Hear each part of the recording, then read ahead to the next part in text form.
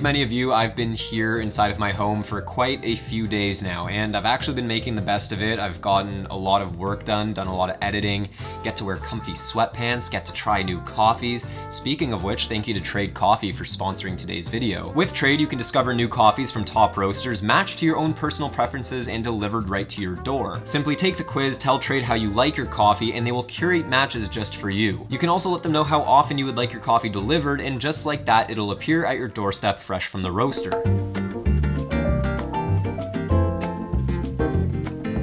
Now the cool thing is that once you've actually tried your coffee, you can go back online and rate them. That way Trade can further dial in your preferences and your taste buds preferences as well. And the first 100 people to click the link down in the description below will get 30% off of their first bag when they sign up, free shipping included. But now it is time to sit back, relax, have a cup of coffee, and enjoy this behind the scenes.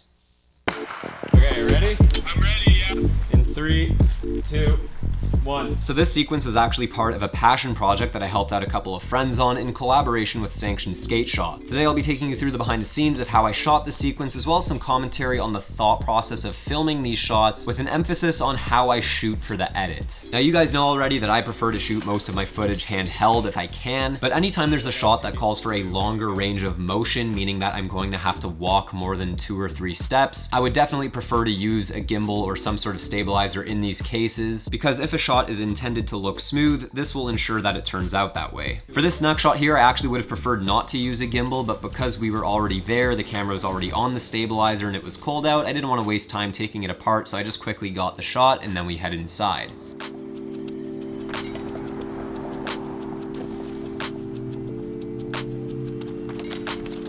Hold it like how you're going to be holding it though, naturally. Yep. And go. Now the point of the sequence is to follow the journey of the snowboard. So Aaron grabs it from outside of the skate shop, he brings it in, and then he walks the box towards his work desk. Aaron is actually the one who said, what if as he's walking towards the table, the board slides out of the box? I thought this was really creative and I loved the sound of the idea, so we cut a hole in the bottom of the box, and the result is a shot that looks like this. 3, 2, 1. 3, 2, 1, board.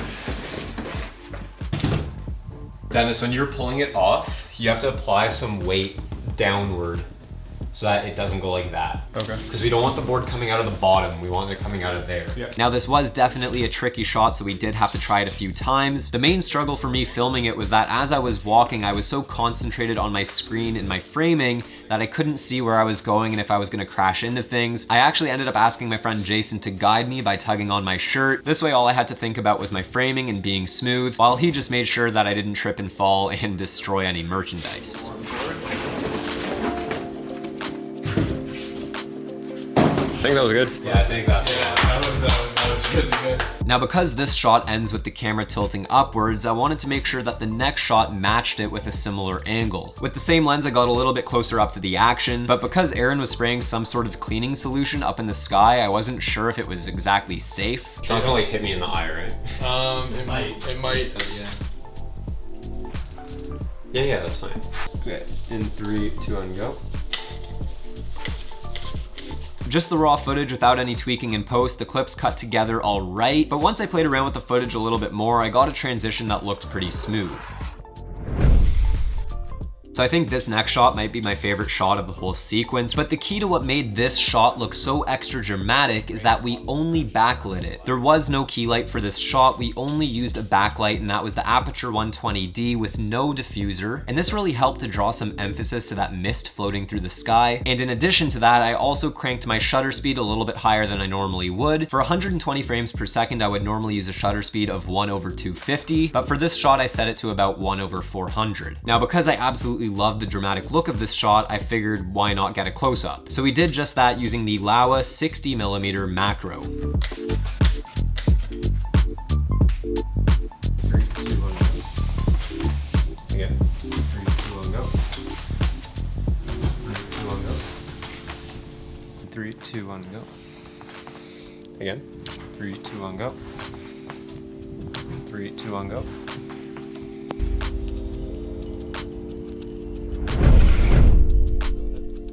For these next few shots, I did keep the backlight in place, but I also turned on the key light to fill in some of that darkness. For this next shot, we stuck with that 60mm macro lens, but this time I tried out a little technique called lens whacking. Lens whacking is when you disconnect your lens from the camera and hold it up to the sensor, moving it around a little bit. This creates a light leak and makes for some interesting looking flares. This next shot was kind of tricky for keeping focus because I was changing my distance quite a bit. I like to use manual focus when I shoot, so this one did take a few tries. Nope. 3, 2, 1, go. Okay. Here I'm just capturing a slow, dramatic, articulating shot, trying to capture that steam. And then I follow this up by capturing the melted wax drops hitting the board, moving the camera backwards to give us something to speed ramp in post.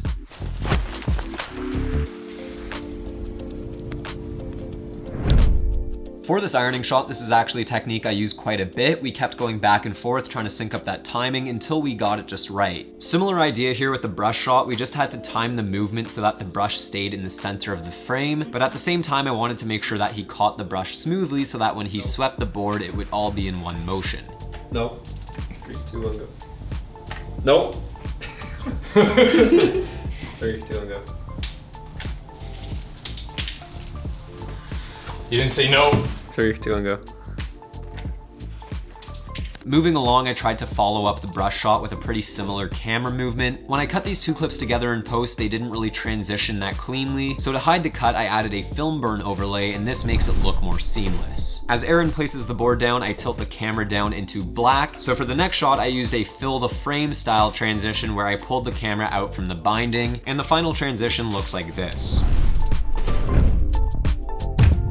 When I'm nearing the end of a sequence, I like to start slowing down the pace of a video. I feel like this helps to indicate that the video is wrapping up. So here we just have the nice, simple, slow drill shot. The final shot of the sequence is from the perspective of the snowboard as it's being put into the bag. To do this, we used a friction arm and a clamp to mount our camera to the board, and we needed a really wide shot for this, so I used the Laowa 15mm macro, and this way you can still see a little bit of the board and the bindings in the frame.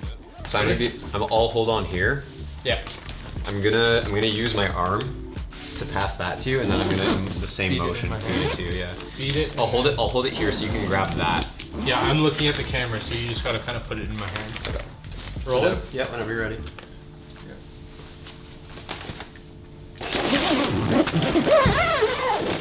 Wow.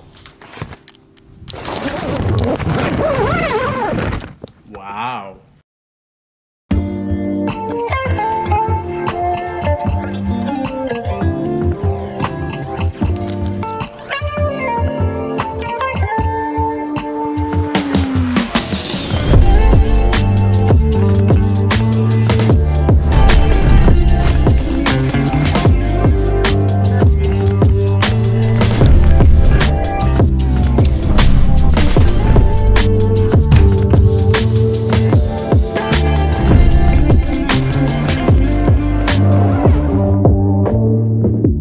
Now there is actually a full-length version of this video over on my friend Dennis's channel where they unzip the bag, pull out the snowboard, and actually ride it through the mountains of BC. So feel free to check that out if you are interested. And once again, thank you to Trade Coffee for sponsoring today's video. Don't forget that the first 100 people to click the link down in the description below will get 30% off of their first bag when they sign up. But that is it for today's behind the scenes. If you enjoyed it, don't forget to give it a like and subscribe. Follow me on Instagram at daniel.schiffer, and as always, I will see you guys in the next video.